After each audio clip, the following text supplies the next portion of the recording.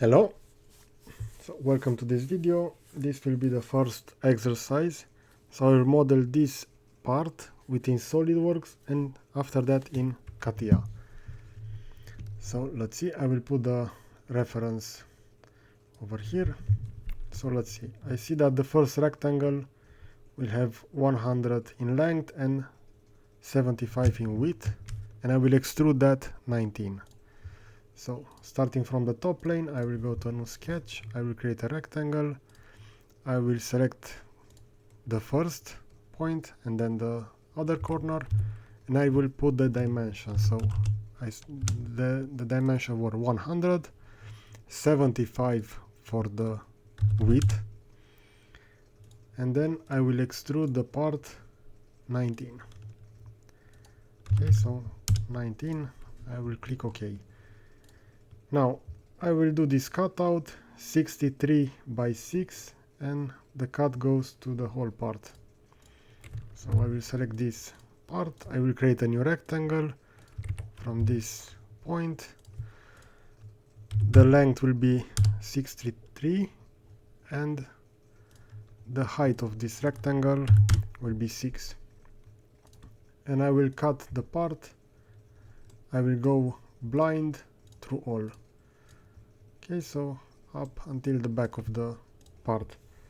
Now I have this region, I see that it is 76 height and with 38 in width, so I will select the back of the part and I will create a new rectangle starting from this point. The dimensions were 38, also the height of 76, so from this point towards the bottom point of the part will be 76. And I will extrude this 19. Okay, so I will rotate 19. I can merge this so that the rib will go better and faster. So firstly, I won't put these merge results. So the software will create this additional geometry over here, but we will talk about that soon.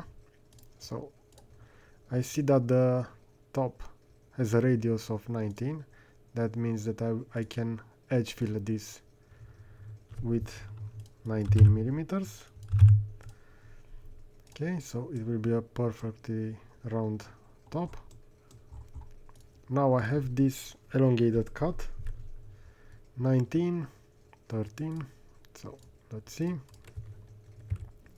a new sketch on this. I will use the straight slot. I will create roughly the sketch and then I will dimension it. So it's 19 on the middle section, so over here 19. Also from this section towards this section it will be 0, it will be aligned over there. I will have the radius of 19, it's on that one, so the interior radius will be 6.5 because this length will be 13. Okay, that will make the radius 6.5. Now I just have to center this, so I know that from here to here it will be half from the length, so 38.2, that's 19. And I will extrude cut this section. I will go blindly until the end of the part. Now I will do the rib.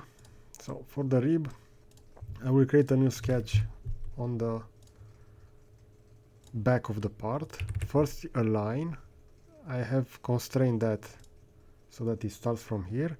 Now I will select the line, I will hold Ctrl and I will go for tangency between these two, this line and this top section.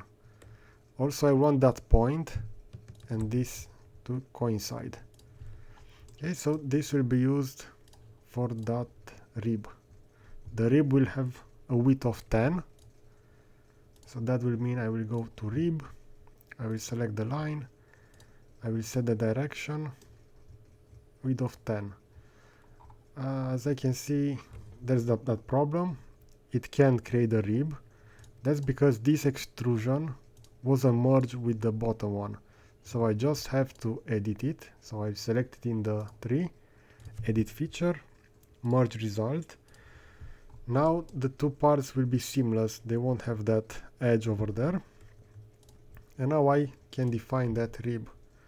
So I know it will be 10 starting from this second side and will be 10. Okay, so we have the rib and we need to create this fillet. It will be again 19.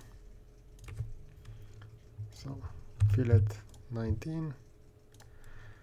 And I need to create this hole. I can do it in multiple methods. I can either use the hole wizard. I can look at the profile. I can see that it will be a counter bore hole. I will go to position and select the surface where I want to position that. So I want over here. I will roughly position it, then I will set the dimension. So the fitting will be, through hole diameter will be 10. Let's see, 10, yes. The counter bore diameter will be 20 and the depth will be 6. So this will be that hole specification. I will click OK, and now if I want to center it, I will adjust this sketch. So this sketch controls the exact location, so it will be 19 by 19. Okay, so this is the part using hole wizard. I can suppress this and I will create it, let's say, using a Revolt Cut method. So I will select this part, I will create a reference plane. I know that that plane will be at 90 millimeters over here. Then I will create a new sketch within that plane. So sketch. Here I need to define another axis, so I can position my whole profile in regards to this axis. And now I need to create that profile. So I will use the line to roughly define the shape of the profile. I will close the profile to the axis. And now I know that the top diameter will be 20. That means a distance of 10 over here, a distance of 5 for the bottom part, and also this section will have a length of 6. Okay, and using this I will do a sketch cut. The software will close the line on the axis, and again I will have that same hole created with a revolve cut. Okay, so this is within SolidWorks, and we will create the same part in Catia. So in Catia I will create a new part, file new part, click OK. Again I will start from the top plane. So the dimensions were 100 by 45. So I will create a rectangle. The rectangle will have the dimension of 100 and 45. Okay, so 45. The pad, so the extruded area will be 19, so I'll go with pad. This sketch 19. What other elements did I made? This cutout 63 by 6. So on this one I will create a new sketch. Starting from 0, 0. It will be 63 in length, 6 in height, and I will pocket this. This is the equivalent of extruded cut in SolidWorks. Up to next, I want to cut it all. I know that I had a tangent radius of 19 over here. So let's see, let's create this section. So I will define a new sketch on this side. I want this edge and that one to be coincident, and also the right one coincident. And now I will dimension this from the top line to the bottom of the part. It will be 76 36 millimeters. Also this section had 38. And again I will extrude this. Dimension will be 19 towards that. I can do the fillet. It's set to 19 by default because I use it over here. Let's do that elongated cut. So under rectangle you will find it's called elongated hole. I will roughly create the sketch. Then I will make sure that this line will be vertical and that this segment will be 19 in length, and also that the width will be 13. That means this will be 6.5, half of it. Then I will want to center this to the middle. So I can do that easily in Catia by holding Control, selecting the two edges between which I want to center the third line. That will be this. Then I will open this constraint definition and I will say symmetry. Okay, and also I need to define that this point and this point, I will right click. Before I put the dimension, I will say a vertical measure and I will put 0. And I will pocket this up to next.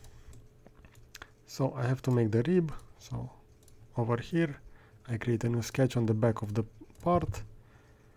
This point and that point, I will make them coincide. I want this line and the top edge to be tangent, and I also want this point to be coincidence with this edge. That will draw that. Let's see. So this point and that coincidence. Okay, so this is the profile for the rib. In Catia you will find the rib under solid combine. It will be called stiffener, and by default it will say this invalid profile because it is set on default to go neutral fiber. That means it will go to the left and the right direction. I will just uncheck that. I will want the thickness 1 that goes to the left to be 10, and I will click OK. Okay, so we still have that cut. I can create that using Hole Wizard. Similar to SolidWorks, I can position it, then I can drag it around, and I will put the dimension. So let's see the diameter. The type will be counterboard. The top diameter will be 20. The depth will be 6. So the depth 6, top diameter 20, and this will be 10. And I will go with this depth up to next. Okay, so that's the hole. I still need to position the point. So similar to SolidWorks, I need to constrain this point to be at 19 and 19. Now the point is green, indicating it's fully defined, and the part has this cut. Similar to that, I can deactivate it, also the aggregated elements, and I will create it in the other method. So I will define a plane at 90 millimeters, and similar to what I did in SolidWorks, I will do over here. I will create a new sketch, the sketch that will be used to revolve cut the material. So I defined an axis. I will set this axis to be vertical. Then I will constrain the axis towards this edge, so I rotate in 3D to get that edge, 19. Again, I will go to normal 2, and I will create that profile. So starting from the top, I went horizontal, vertical, again vertical, and now up to the section, the axis. Now I want the top part and that part, let's say the top edge and the top edge, to be coincident. This section and this section, the edge, again coincident. I want the top diameter to be 20, not 0, 20, and the bottom diameter to be 10. So similar to that, between this and the axis, I will right click, go to diameter and put 10. And I also know that this section was 6. Now I will close the profile on the axis and I can do the groove. This will be the revolve cut. So that will be the hole. Okay, so I'm really curious, what software do you find, let's say, more user-friendly?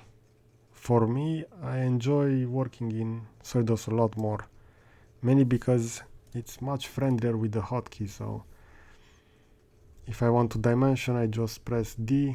In Catia, it's harder to put those hotkeys. You can only make combinations with, let's say, Control D maybe. It doesn't allow straight, just press D and you have the dimension.